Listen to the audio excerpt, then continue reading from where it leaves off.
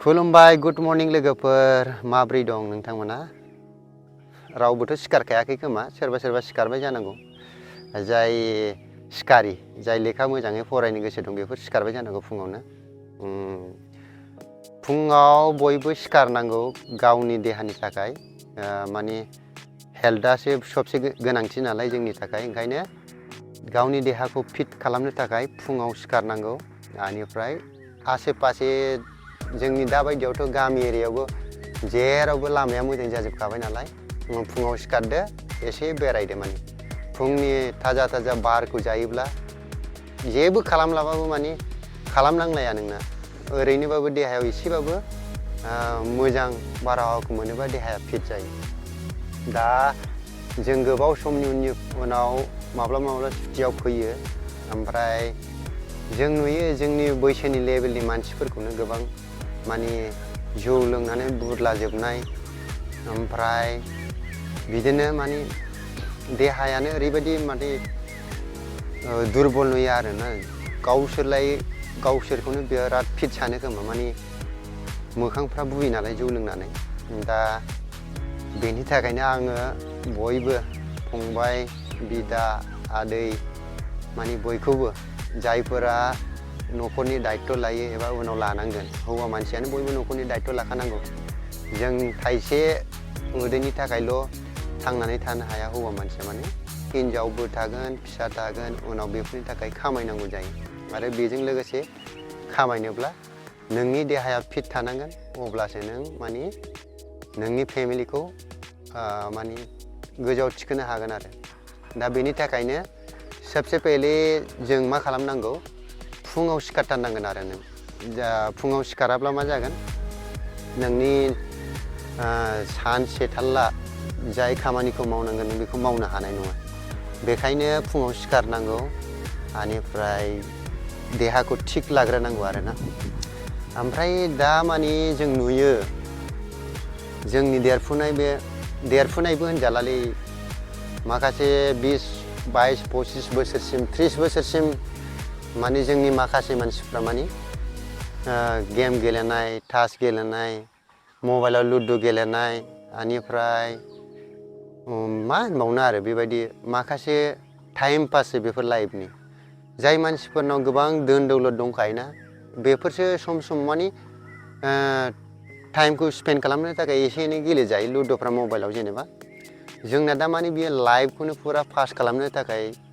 बेफोरबायदि माबाखौ गेलेनाय जायो दा बेफोरखौ नोंथांमोननिफ्राय आं रिकुवेस्ट खालामनो सानो बेफोरखौ समाव माब्लाबाफोर रंजानाय फुर्ति समाव नोंसोर गेलेनो हागोन बिनि अनगायै बेफोरखौ गेलेनो नाङा आरोना दिनै जोंनि समाजाव जों गोबां हिनजाव खारलायलायनाय गावनि फिसायखौनो गारनानै दस्रा हौवाजों थांनाय बेफोरबायदि जाथायखौ गोबां नुनो मोनदों बेफोरनि मेइन रिजोना मा बेफोर गेलेनायखौल' होनजाला बेनि अनगायै जौ लोंनानै गावनि खामायनांगौ न'खर बेंनांगौ बेफोरखौ दायित्व गैयै जानाय बाखि ससियेल मिडियायाव जों गोबां न'खरनि मोजां संसार जानाय बा देखायनाय जेखियानो हक माने ससियेल मिडियायाव देखायनो थाखायथ' बांसिन मोजांखौनो देखायो नालाय दा बैसोरखौ नुनानै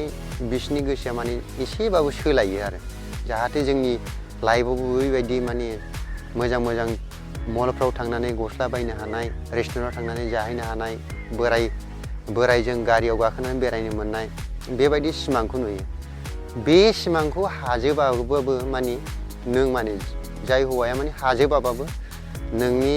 जिउआव माने मोजाङै बै हिनजावखौ खामायनानै एसेब्लाबो सेटिसफेक्सन होनो हायो जाय माने न' बां एसे मोजाङै थानो हायो उन्दुनो थाखाय बिसिना एसे मोजां थानो हायो बेबायदि माने खालामनानै होनो हानांगौ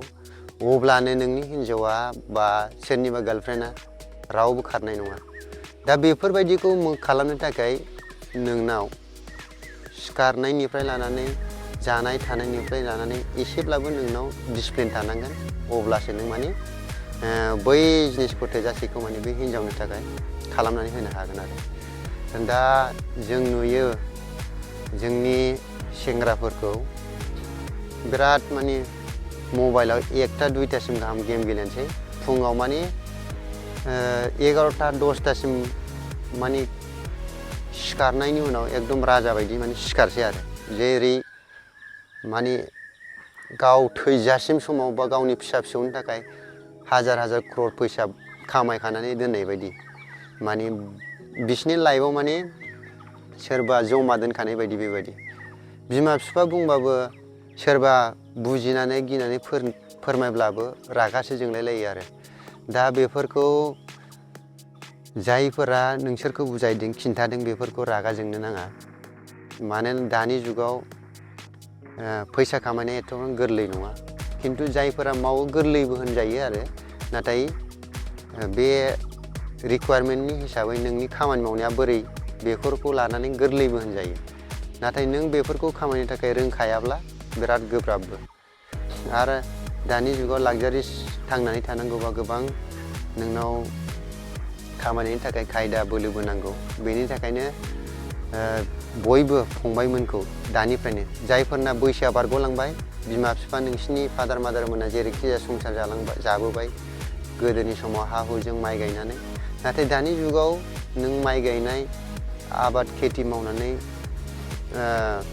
माने गावनि न'खरखौ गोबां देरहोनो हाया खेथि मावनानै देरहोनो हायो नाथाय बेनि थाखाय नोंनाव थोजासे साधन थानांगोन मानोना साधन गैयाब्लाथ' आजिखालि मानसिफोरखौ गोदोनि बायदि सावरि बादालि लिंनानै खामानि मावनो हायानो मानोना जेखि खामानि मावा नोंनो फैसाजोंनो खालामजोबनांगौ जायो बेखायनो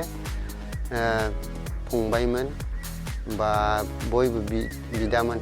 जायफोरखौ जों जोंनि रिलेसनाव जेखियानो जाया मानो जोंनि समाजाव बयबो माने मोजाङै खामानि मावलायनानै डेभेलप जायो बेखौनो जों लुबैयो आरो